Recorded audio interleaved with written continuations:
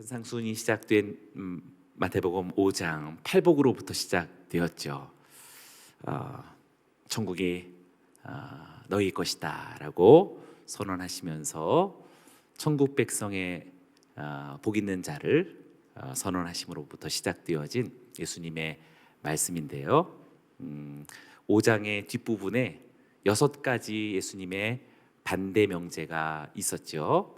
율법에서 살인에 대해서, 또 간음에 대해서, 또 이혼에 대해서, 또 맹세에 대해서, 또 보복하는 것에 대해서, 원수를 갚는 것에 대해서 6가지를 얘기했는데, 이렇게 좀 어떤 지역적인 어떤 특정 사건들, 살인, 이혼이라는 또 특정한 주제들을 말하고 있는 것 같지만, 곰곰이 잘 볼 때 2가지씩 묶어보면 우리들의 삶에 아주 가까운 곳에서 매일 지금 되풀이되는 그런 국면들이다라고 할 수 있습니다. 물론 우리들에게 살인과 이혼은 너무나도 거리가 있는 것이죠.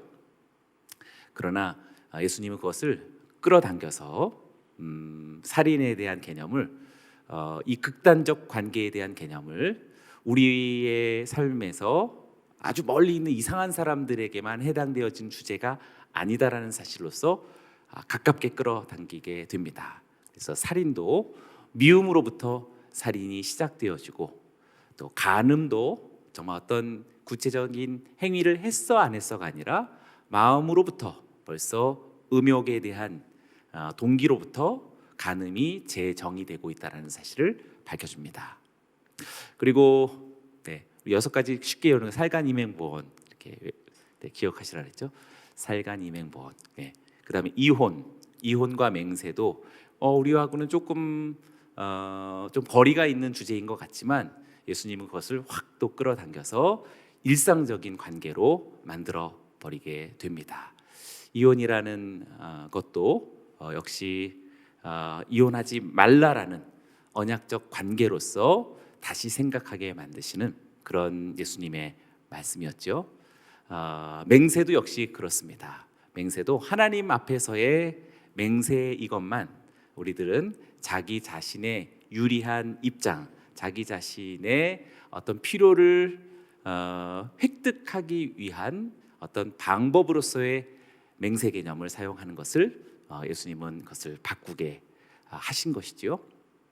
이렇게 일상적인 관계 속에서도 우리는 타인과의 관계에 얼마나 이기적인 자기 필요에 입각한 이혼과 맹세처럼 그렇게 삶을 살아가고 있는지 재정의하신 것이라고 말할 수 있습니다.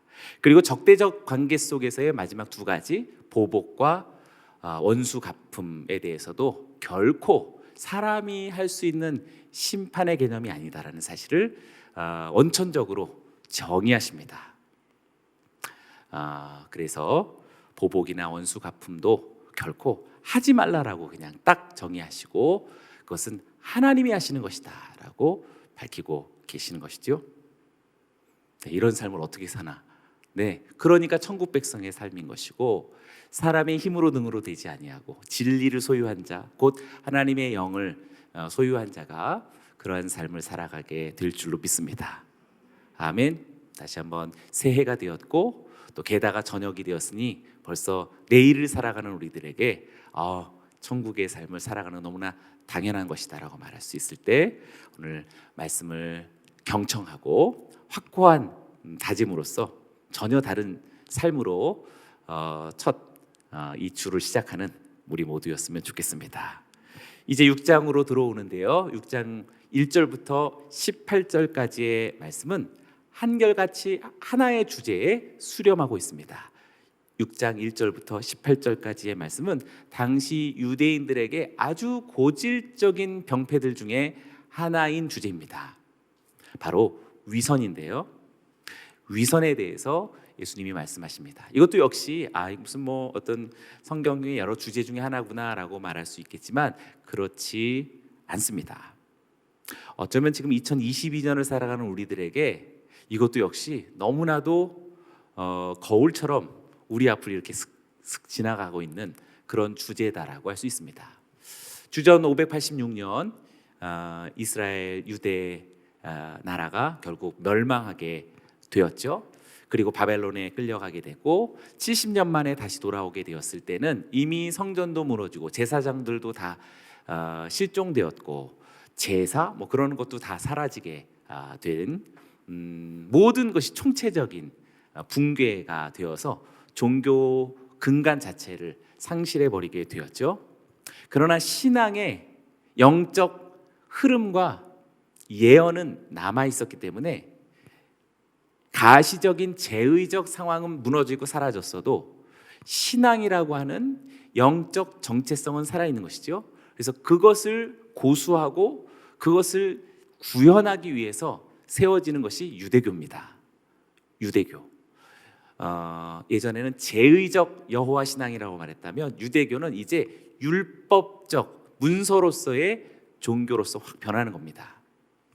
그러니 이것을 이렇게 만든 건 뭐예요? 이스라엘의 멸망인 거죠. 이스라엘의 멸망이 하나님의 신앙을 체질적으로 완전히 뒤틀어 버린 것이라고 할 수 있습니다.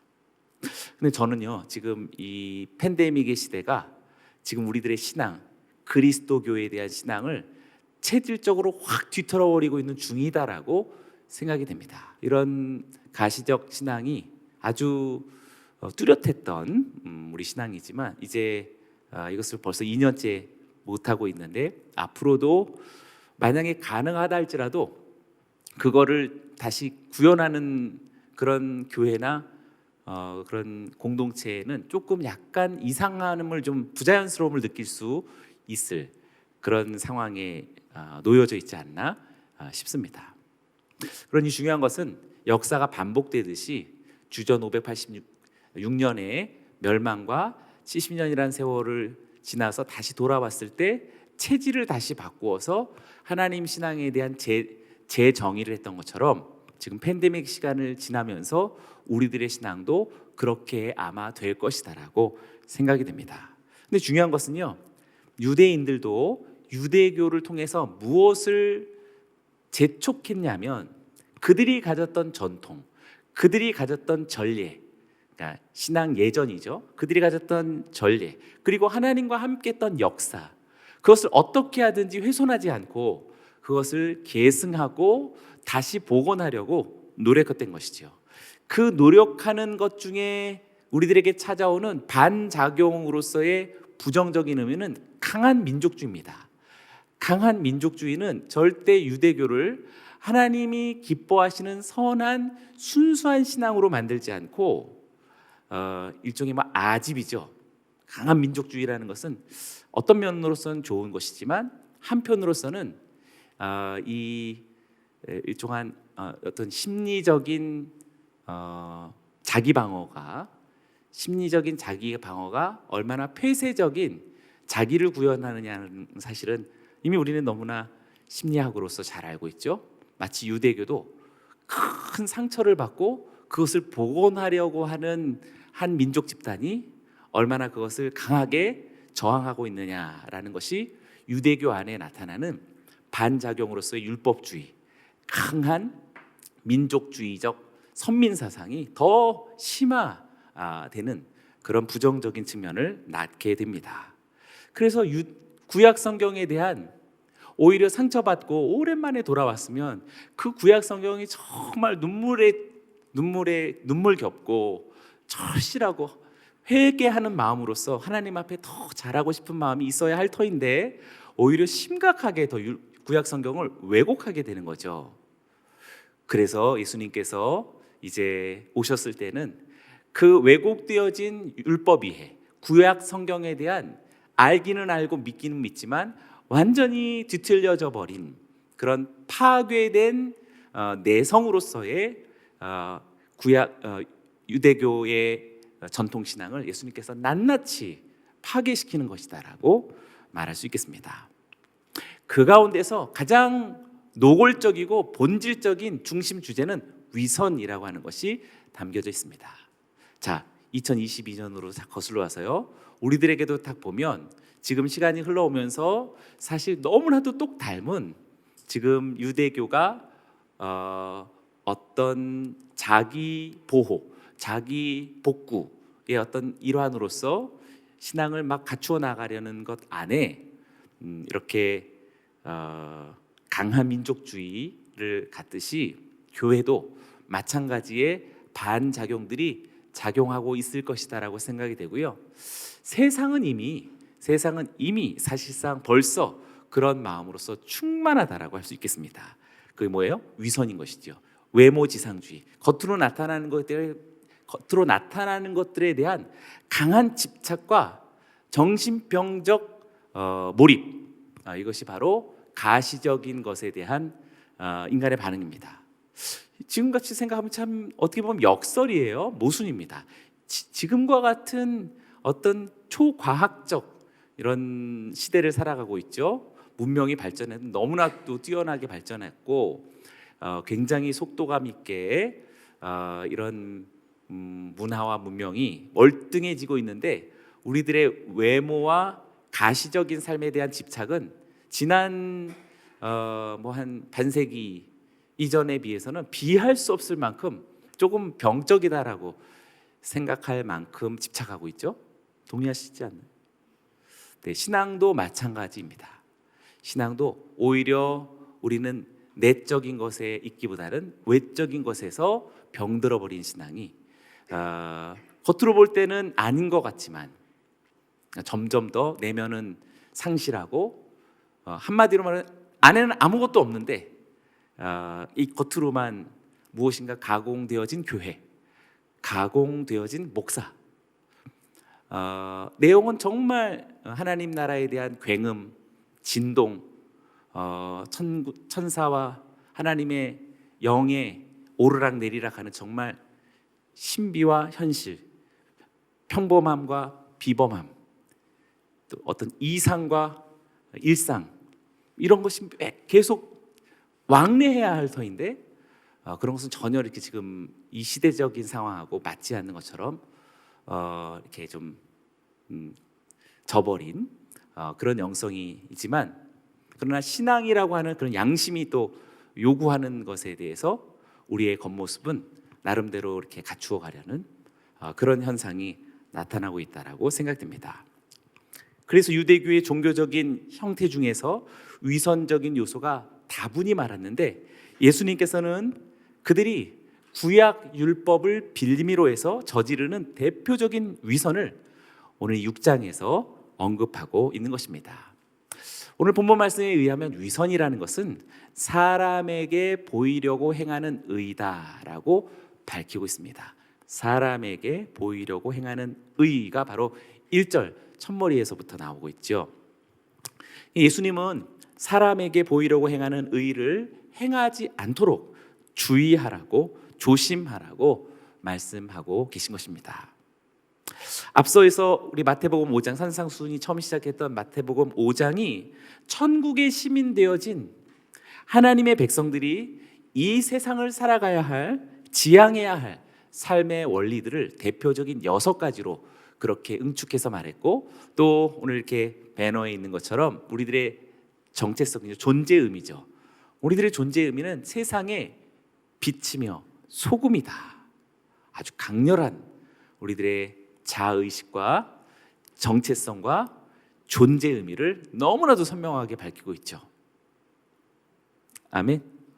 네, 자꾸 직업을 자꾸 찾으면 안 돼요. 나는 의사다, 나는 무슨 변호사다, 나는 환경미화원이다, 또는 나는 공무원이다.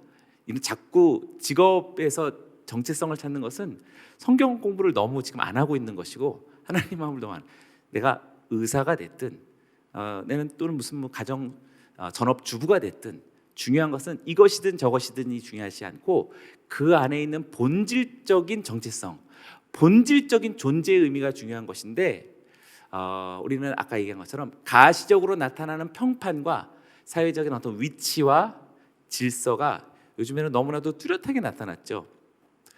그러니 지금도 이것도 이렇게 본다면 우리들의 신앙의 가시적인 어떤 세상의 질서에 매우 민감한 우리 본성을 좀 가지고 있고, 기질적으로도 거기에 무척 민감하다라고, 아닌 것처럼 하지만 무척 민감하다라고 말할 수 있습니다. 그래서 지금의 이야기는 우리들의 지금 굉장히 살아가는 어떤 원리와 습성하고 맞닿아 있고 주님은 우리의 그 속마음을 너무나 잘 아시는 그런 분이시라고 알 수 있겠죠. 그래서 마태복음 6장 전체는 이제 그러한 구체적인 생활의 내용들이다라고 말할 수 있겠고, 현실 속에서 범하기 쉬운 죄를 지적하고 이로부터 벗어날 것을 벌써 오늘 본문 말씀의 첫 서두부터 그렇게 제시하고 있는 것입니다. 18절까지가 한 묶음이라고 할 수 있겠는데요, 구약 성경의 말씀을 빌미로 해서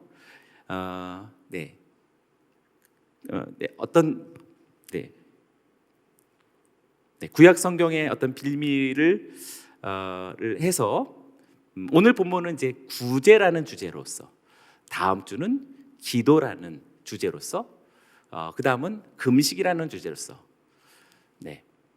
이것도 역시 이제 외워야 되는데 구기금 이 세 가지 주제를 통해서 예수님께서 이 세 가지 주제를 선명히 말씀하십니다. 이것도 역시 보면 또 구제는 어떻게 할 것인지, 기도는 어떻게 할 것인지, 금식은 또 어떻게 할 것인지 이렇게 교훈적인 말씀을 하시는구나라는 게 평면적이고 그냥 여러 주제 중에 하나를 얘기하는 것이 사실은 아니라고 말할 수 있습니다. 1차적으로 성경은요, 하나님을 모르는 백성들에게 준 것이 절대 아닙니다. 성경이란 하나님의 백성들에게 주신 하나님의 말씀이에요. 그러니 믿지 않는 자들에게 성경이 모르는 건 당연한 거죠. 그리고 하나님은 이 성경을 믿는 자들에게 주었던 거죠. 마태복음서도 역시 마태와 함께하는 공동체 무리들이겠고, 에베소서도 에베소서의 성도들에게, 에베소 교회의 성도들에게 주는 편지인 것이죠. 이렇게 성서의 말씀은 신자들에게 주신 말씀입니다. 1차적으로 우리가 들어야 되고, 그리고 우리가 듣고 소화되고 해석되어진 믿음의 선포가 불신자들에게 들려져서 저들이 하나님을 알고 하나님께로 돌아오게 되어지는 그런 방편이 되는 것이지요. 그래서 오늘 본문 말씀도 다른 세상 사람들에게 주어진 말씀이 아니라 여기 있는 저와 여러분들, 벌써 내일을 살아가는 우리들이 들어야 할 내용입니다. 그런데 지금 이 세 가지, 우리가 앞으로 3주 동안 나누게 될 이 세 가지는 사실상 굉장히 중요한 어떤 새 인생과 삶의 새 방향을 향하고 있는데요, 구제라고 하는 것은 이웃을 향하고 있다는 사실을 선명하게 발견하게 됩니다. 기도라고 하는 것은 당연히 하나님을 향하고 있죠. 금식이라는 것은 철저하게 자기 자신에게 집중된 것이라고 말할 수 있습니다. 이렇게 구기금, 구제, 기도, 금식은 그냥 여러 가지 우리가 종교 행위들 중에 3가지가 아니라 우리들의 삶의 커다란 새 지평을 요약한 3가지라고 말할 수 있겠습니다. 앞서 살간이맹 보원도 2가지씩 세 파트로 말한다면 극단적 상황과 또 일상적인 상황과 그리고 적대적인 상황 속에 우리들의 삶의 3가지 영역들을 말한 것이라고 한다면, 지금 여기 구제와 기도와 금식도 역시 3가지 방향을 가리키고 있습니다. 여러분, 사회생활 안 하는 분 없잖아요. 사회를 떠나서 살 수 있는 분 안 계시죠? 나 혼자 살 거야 라고 문 닫고 사는 사람, 그런 사람일수록 정말 주변을 더 필요로 하는 사람일걸요. 우리는 이웃을 향하고 있고요, 그리고 여기는 저와 여러분들 하나님을 향하고 있는 건 너무 당연한 것이죠. 우리 크리스찬들이고 하나님의 백성들이니 당연히 하나님을 향하고 있습니다. 그리고 자기 자신을 떠나서 살 사람은 아무도 없겠죠. 그래서 이 3가지를 가지고서 하나님은 그 한 가지의, 이 3가지 주제가 한 가지에 몰입되고 있는 우리들의 일종의 병폐죠. 환난을 맞을 때는 더 심해진 것이고, 코로나 시대를 지나가면서 이 3가지의 국면은 더욱 더 예수님이 말씀하시는 어떤 잘못된 방향으로 우리가 매우 급격히 찾아가고 있는 것은 바로 위선이라는, 사람에게 보이는 구제, 사람에게 보이는 기도, 사람에게 보이는 금식이라는 측면이 되겠습니다. 그러니 사랑하는 여러분, 오늘 말씀을 통해서 저와 여러분들의 신앙에 아주 전적인 도전이 있고 새로움이 있고 다시 사람에게 보이는 그런 우리들의 영향들, 또 그런 경향들로부터 철저하게 떠나서 주님의 말씀에게로 되돌아가기를 주의 이름으로 축원합니다. 1절의 말씀을 한번 같이 읽어보겠습니다. 시작. 의를 행하지 않도록 조심하여라. 상을 받지 못할 것이다. 네, 사람들에게 보이려고 라고 이렇게 표기를 푸르게 했는데요. 구제, 기도, 금식이라고 하는 이 세 가지의 주제는 당시의 유대교에 속한 유대인들이 의를 이루는 중요한 방편으로 여겼던 세 가지 아주 중요한 3대 경건이라고 말하는 요소가 됩니다. 그때 당시 유대인들이 의를 이루는 중요한 방편으로 여겼지만 실제로는 위선에 머물면서 근본적인 정신이 왜곡되었던 주제가 바로 이 세 가지 주제였던 것입니다. 구약 율법에 익숙했던 유대인들에게 있어서도 구제와 기도와 금식이라는 이 세 가지 종교적인 덕목은 대단히 중요한 관심사였습니다. 대단히 중요한 관심사였던 이유는 아까 얘기한 것처럼 우리가 알게 모르게 이 세 가지는 우리들의 삶의 필연적인 세 지평하고 연결되어져 있기 때문에 그런 것이지요.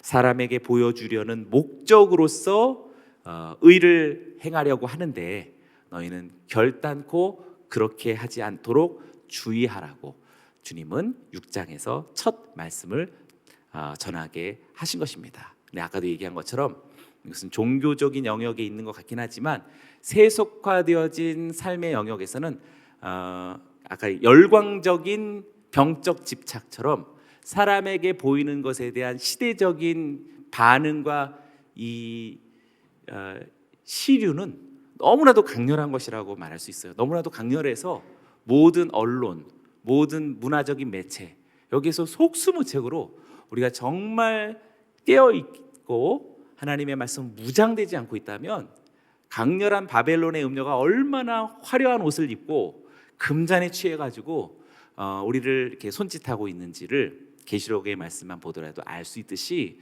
그 매혹적인 어떤 매력과 가시적인 그 이렇게 눈부신 아름다움에 속수무책일 수 있는 것입니다. 여기에 우리는 어떻게 하든 반응하려는 시대적인 장치와 시스템 속에 들어갈 수밖에 없기 때문에 정말 웬만해서는 버텨내기 힘든 그런 종말적 시대를 살아가는 것입니다. 그러니 누구도 나는 자신 있다 생각하는 사람 제일 먼저 같이 취할걸요. 네, 나는 자신 있다 할 수 있는 사람은 아무도 없습니다. 그러니 사랑하는 여러분, 더욱더 말씀으로 무장하고 성령으로 충만하시고 예배 가운데 들어가서 주님을 사랑하시는 여러분들 되시기를 주의 이름으로 축원합니다. 2절의 말씀도 같이 한번 읽어봅니다. 시작. 그러므로 가난한 사람을 구제할 때는 위선자들처럼 사람의 칭찬을 받으려고 회당과 거리에서 나팔 불며 떠들지 말라. 내가 진실로 너희에게 말한다. 그런 사람은 자기 상을 이미 다 받았다. 유대교에서 종교 규례로서 매우 중요하게 여겨졌던 구제에 대해서 위선의 작용들을 말씀하시는 것입니다.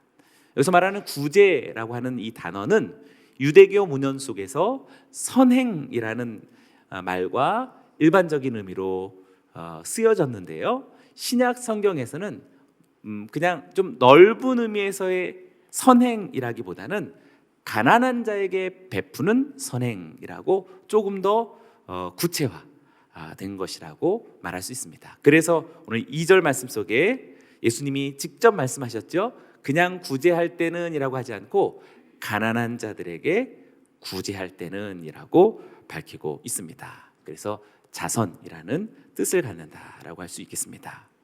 특정한 상황들을 가리켜서 우리가 가난한 사람을 구제할 때라고 하는 어떤 주제로 우리를 지금 이렇게 향하게 하는 것이지요. 그런데 당시 유대교의 그런 고질적인, 또한 예수님께서 너무나도 싫어하셨던 위선이 직접 여기서 언급되고 있는 것입니다. 그래서 2절에서 푸른색으로 표기했잖아요. 위선자들처럼이라는 말을 예수님이 직접 사용하셨습니다. 예수님께서 지금 이 단어와 이 성향을 얼마나 싫어하셨는지 오늘 우리가 새해 첫날이 됐으니까 예수님의 기뻐하는 삶을 살아가는 것은 너무나 당연하겠지만 조금 더 지혜로운 사람은 예수님이 너무나 싫어하는 부분을 하루빨리 떠나는 것이 중요하겠죠. 예수님께서 오늘 여기서 위선이라고 하는 이 말을 여기서 처음 사용해서 성경에서 모두 20회 가량이 되어지는 위선적이다, 또 개역 성경에는 외식하다라는 말로 우리가 너무나 잘 알고 있죠. 외식하다라고 하는 이 말이 모두가 다 예수님의 어록, 예수님의 육성의 말씀에서만 사용되어진다라는 점을 생각해 보면 매우 특별합니다. 네, 어떤 누가 이렇게 위선적이다 이 말을 하는 것이 아니라 예수님이 직접 위선적이다 혹은 외식하다라는 말을 얼마나 강하게 부정적으로 사용했는지를 우리는 잘 알 수 있는데, 마태복음 23장을 가면 강하게 지금 이 단어를 사용하시는데 화 있을진저 서기관들과 바리새인들이여 라고 말하면서 그때 6번, 나아가서는 7번이요, 정확하게 7번이나 집중해서 너희 외식하는 자들아 라고 말씀하십니다. 강렬하게 싫어하시는 것이고 다른 말로 말하면 혐오하신다라고 할 수 있겠습니다. 여기서 위선자라고 하는 히포크리테스라고 하는 이 말은 가장하다, 꾸미다라고 하는 뜻에서 유래한 단어인데요, 본래는 연극배우라고 하는 뜻을 갖는 명사에서 이렇게 신약 성경에서는 연극배우가 아니라 겉과 속이 다른 사람을 뜻하는 말로서의 위선자라는 말로 사용하게 된 것입니다. 오늘 본문에서 이러한 자가 많은 사람들이 목격할 수 있는 회당에서, 거리에서 공개적으로 나 가난한 사람을 위해서 이렇게 돕고 싶다, 도우려 한다라는 그러한 표현을 했다라는 거죠. 그런 표현을 했을 뿐만 아니라 사람들, 특히 많은 사람들이 알 수 있도록 나팔을 불듯이 자랑까지 했다라고 이야기합니다. 예수님께서 이 말씀하신 건 과장법이 아니라 사실 유대인 회당에서 어떤 사람이 거액의 헌금을 했을 때 유대인의 회당에서는 양강나팔을 불었다라고 합니다. 우붐. 그러니까 얼마나 저 사람 대단한 헌금을 했나 보다. 얼마 전에 우리 담임 목사님의 설교 말씀 속에서도, 그리고 또 우리 사도행전에서 묵상할 때 있죠, 아나니아와 삽비라의 사건이 나타나게 됐던 이유 중에 하나는 바로 전장에 있었던 바나바의 거액의 헌금입니다. 그 땅 밭을 팔아서라고 했을 때 땅은 바나바가 판 땅은 엄청나게 큰 땅이에요. 근데 아나니아와 삽비라가 판 땅은 굉장히 작은 땅입니다. 이제 바나바는 엄청나게 다 버린 거라고 말할 수 있겠죠. 다 버리고 헌신한 것에 아나니아와 삽비라가 엄청난 그 도전을 받게 된 것 같고, 여기에서 자신들도 뭔가를 해야 되겠다라는 그 움직임이 있었는데 작은 것을 하고서 다 한 것처럼 그렇게 꾸몄던 것이지요. 일종의 연기한 것이다. 예수님의 말씀에 따르면 위선했다, 또 외식했다라고 말할 수 있는 대표적인 사건이라고 할 수 있겠습니다. 그러니까 그와 같이 이렇게 헌신한 자들에게 당시 유대인의 회당에서는 나팔을 불면서 그 헌신을 굉장히 치하했다라는데, 이것도 역시 그런 헌신을 좀 이렇게 독려하고 이끌어내려는 이렇게 뭔가 좀 왜곡되어진 유대인의 회당의 어떤 잘못된 병폐들이었다라고 말할 수 있겠습니다. 결국에 그들의 행위가 실제로는 가난한 자들을 돕는 것에, 이웃에게 목적이 있는 것이 아니라 사실은 그들은 수단에 필요한 것이죠. 누구를 향해서? 자기를 과시하려는, 자신을 드러내려고 하는 그 목적을 이루는 가난한 자들이 동원된 것이다 라고 말할 수 있는 것입니다. 예수님은 바로 그것을 아셨던 것이죠.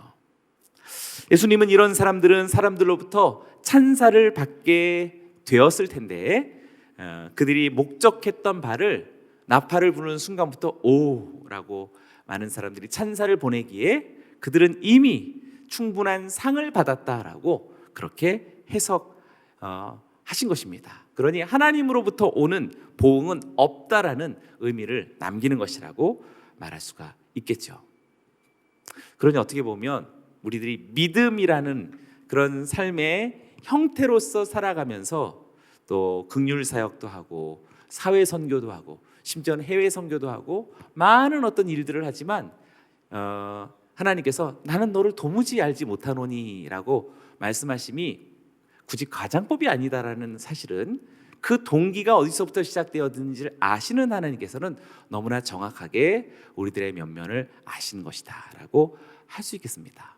오늘 조금 불편한 말씀일 수 있긴 하지만 오늘 새해 첫날 첫 주에 하나님 우리에게 들려주신 말씀을 정말 냉정하게 받아들인다면 이보다 더 귀한 말씀이 어디 있을까요?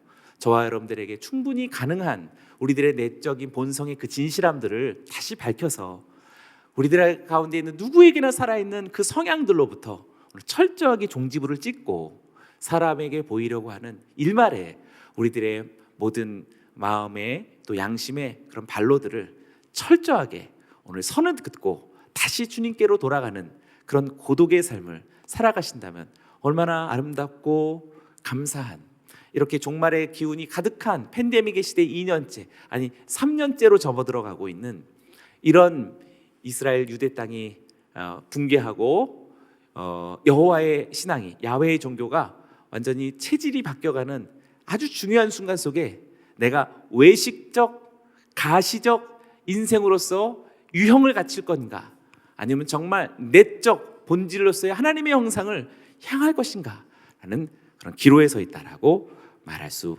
있겠습니다. 단언컨대 사랑하는 오늘 저녁에 하나님을 향하는 저와 여러분들은 이 시대가 그리고 우리 육체가 많이 기울여져 있는 그런 외적 성향으로부터 철저하게 돌이켜서 하나님께로 향하게 되기를 주의 이름으로 축원합니다. 아멘. 3절을 같이 읽어보시죠. 시작. 너는 가난한 사람을 구제할 때 오른손이 하는 일을 왼손이 모르게 하여라. 예수님은 가난한 사람을 구제할 때라고 말씀하십니다. 앞서 언급을 좀 못했는데요, 여기서 뭐뭐 할 때라고 했죠. 호탄이라고 하는 단어를 사용했는데, 이 호탄이라고 하는 것은 지금 세 가지 주제를 했죠. 구제할 때, 그다음에 다음 주에 우리가 한 거 말 기도할 때, 그리고 그 다음 주에 얘기할 우리 최 목사님이 금식할 때, 모두가 다 호탄이라는 말을 써서 이 때라는 것은 만약에 하지 않을 수도 있겠지만 한다면이라고 하는 가정법이 아니라 이 호탄이라는 반드시 해야 하는데, 반드시 해야 되는데 해야 하는 때는 언제든지라는 말로서의 호탄입니다. 구제는 하든지 안 하든지가 아니라 반드시 해야 되는데 그 해야 할 때는 언제나라고 하는 의미 속에서의 호탄이 되는 것입니다. 필연적인 의미를 두시고 전해주시는 말씀이다라고 할 수 있겠고, 또 중요한 것은 2절에서 주어가 어느 것인지 한번 찾아보시면 좋겠는데요. 우리 한국말에는 잘 이렇게 와닿지가 않죠. 2절의 주어는 누굴까? 네, 너희로 보여지죠. 너희로 보여지나요? 네, 그래도 우리말 성경에는 너희라고 안 썼죠. 네, 개역 성경에는 너희라고 이렇게 써 있어서 정말 이렇게 복수형으로 쓰여져 있는 것 같지만 원어 성경은 너라고 사용하고 있습니다. 왜 너희인데 분명히 단수형 너를 썼을까? 그것은 이 중에서 한 사람도 구제가 아닐 사람은 없는 거예요. 딱 가르쳐서 너 이렇게 얘기하듯이 너가 반드시 구제해야 되는데 너가 구제할 때는 항상 이래야 된다라는 의미 속에서의 단수형을 의지적으로 쓴 것이라고 말할 수 있는 것이죠. 여기서 이 말씀에서 배제될 수 있는 사람은 아무도 없는 줄로 믿습니다. 아멘. 그리고 이 말씀이 적용되지 않을 사람은 한 사람도 없다라는 의미 속에서 일부러 예수님께서는 단수형을 사용하신 것이라고 말할 수 있습니다. 그래서 꼭 우리가 기억해 두어야겠습니다. 그런 의미 속에서 3절에서 또 한 번 가난한 사람을 구제할 때라는 호탄을 사용하면서 누구나 다 구제할 때 이래야 된다라는 것은 오른손이 하는 일을 왼손이 모르게 하라. 우리 불신자들도 너무나도 잘 아는 유명한 명구가 되었죠. 근데 원문에서는 손이라는 단어는 없습니다. 그러니까 오른편이 하는 일을 왼편이 모르게 하라. 편이라는 말도 사실은 조금 좀 약간 의역이 된 거죠. 오른쪽이 하는 일을 오른쪽이 하는 일을 너희 왼쪽이 모르게 하라라는 말로 하는 것이 더 정확한 원어의 표현입니다. 그럼 왜 손이라고 했을까? 지금 번역하는 분들이 보통 구제는 손으로 한다라는 것이 실천이니까 손이라는 단어를 첨가해서 말씀의 이해를 도운 것이라고 말할 수 있겠습니다. 자기의 의를 드러내려는 위선적인 구제를 금하는 내용이 2절에 이어서 나오는 것으로 3절이 지금 그것을 되받은 것이라고 말할 수 있겠죠. 은밀한 구제를 강조하는 내용이어서 같은 몸의 지체조차도 한 사람의 그 지체조차도 알지 못하도록 구제하라라는 의미를 문학적으로 표현한 것이라고 할 수 있겠습니다. 나의 오른편이 오른쪽 뇌가 왼쪽 뇌 모르게끔 하라라는 말과도 같은 문학적인 표현이라고 할 수 있겠죠. 근데 굳이 여기서 손이라는 말을 예수님도 사용하시지 않고 생략한 것에는 구체적인 형체가 아닌 추상적인 개념까지도 포함한 것이다 라고 말한 면에서 옳다라고 할 수 있겠습니다.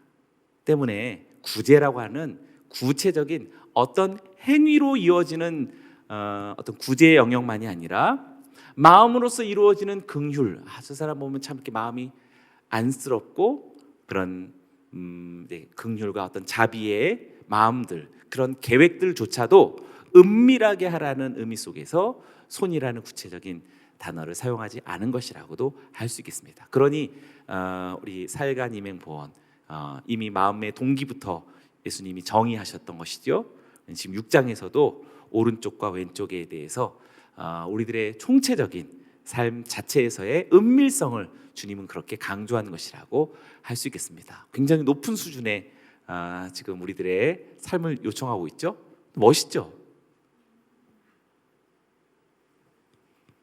이런 삶을 정말 100%는 살 수 없을지라도 그러한 삶을 계속해서 향하고 바라보고 있는 성도는 너무나도 아름답다 할 수 있겠습니다. 그래서 마지막 9절이죠. 4절을 같이 한번 읽어보고 마칩니다. 시작. 그래서 내 착한 행실을 아무도 모르게 하여라. 그리하면 남 모르게 숨어서 보시는 너희 아버지께서 너희에게 갚아 주실 것이다. 예수님은 또다시 행위의 은밀성을 우리들에게 강조하고 계십니다. 내 착한 행실을 아무도 모르게 하여라 라고 오늘날에는 어떻게 하든지 드러내려는, 어떻게 하든지 우리가 좀 굉장히 지혜로워져서 어떻게 하든지 그걸 잘 나타내 보이기도 하는 것 같아요. 때로는 간증을 통해서도 나타내기도 하고 그런데 예수님은 하나님 아버지의 속성과 성품이 어떠한지 관찰의 은밀성을 더불어서 강조하시죠. 그리하면 남 모르게 숨어서 보시는 하나님의 관찰성도 은밀한 관찰성, 하나님께서 은밀하게 바라보시는 하나님 아버지의 성품을 표현해주고 있습니다. 때문에 가난한 자를 주목하면서 그들을 구제하려는 그런 행위는 하나님 아버지를 닮은 은밀한 구제, 은밀한 행위여야 한다는 사실을 알게 되는 것이고, 은밀한 행위로서의 성도나 은밀한 감찰자로서의 하나님은 이미 아까 우리가 불렀던 찬양처럼 성도의 모습 속에 보이는 하나님 형상 아름다워라 라는 하나님의 성품의 발로라고 말할 수 있겠습니다. 사랑하는 여러분, 새해가 되었습니다. 저와 여러분들의 마음속에서 이웃을 향하는 우리들의 어떠한 선한 행동과 의지와 사역과 섬김과 또 선교와 모든 구제와 긍휼의 우리 운동과 또 몸짓 자체도 정말 우리 내면 속에 감추어진 그런 하나님의 성품을 닮은 그러나 반드시 수행하는 저와 여러분들 되어지기를 주의 이름으로 축원합니다. 그런데 중요한 것은요, 마지막 구절이었는데요, 4절에서 너희에게 갚아주실 것이다. 너무 멋있죠? 아름답고 때로는 막 눈물 나죠. 갚아주실까? 하나님 어떻게 갚아주실까? 또 오해하면 안 됩니다. 근데 일단은 너무 연약하면 어떻게든 갚아주실 것이다 라고 할 수 있겠지만, 사실상 여기서의 뭘로 갚아주실까? 벌써 사실 팔복에서 다 선언하셨어요. 팔복을 하나하나 다 뜯어보시면은요, 절대 현실적인 것은 별로 없습니다. 천국이 저희 것임이라는, 천국이라고 하는 천국이 어디? 네, 위로를 받을 것이다 라고 하는, 돈을 많이 얻어서 위로라는 실체는 없습니다. 위로를 얻을 것이다 라는 것이 있었지. 땅을 차지할 것이다. 부동산을 꿈꾸는 분들은 꿈 깨셔야 돼요. 거기서 말하는 땅은 부동산이 아니에요. 하나님을 볼 것이다. 어떻게 볼까? 네, 불가시적 차원에서의 봄입니다. 네, 이렇게 팔복은 전체가 다 현실 속에서의 어떤 돈, 어떤 명예, 어떤 사업의 대박, 또는 뭐 대단한 어떤 님을 만나는 거 그런 게 아니라 정말 하나님 나라의 웅장한 비가시적 영역 속에서의 실체적 하나님의 그 실존을 보고 만나고 소유할 것이다라는 것에 대한 엄청난 축복인 것이죠. 아멘. 저는 그래서 뭐 돈 이야기, 건강 이야기, 자녀의 어떤 대단한 어떤 성공 이야기를 안 하시고 그냥 위로를 받을 것이다, 땅을 차지할 것이다, 하나님을 볼 것이다, 이렇게 말씀하신 예수님이 너무 멋있는 것 같아요. 시시하게 말씀하시지 않으시고 그렇게 웅장한 하나님 나라의 언어로서 말씀하시면서 우리들의 인생의 지평을 땅의 수준에서 얘기하지 않고 확 끌어서 하나님 나라로 확 던져버리신 우리 하나님의 그 팔복의 선언이 얼마나 멋있는지 모르겠습니다. 여기 마찬가지로 너희에게 갚아주실 것이다 라는 그것도 시시한 것이 아닌 것을 저는 믿습니다. 저와 여러분들이 2022년에 엄청난 하나님의 나라의 눈부신 그 희망, 환희, 어떻게 보면 다 잃어버려도 아무런 상관이 없을 만큼 그런 기쁨이 되어지는 저와 여러분들이 되기를 주의 이름으로 축원합니다.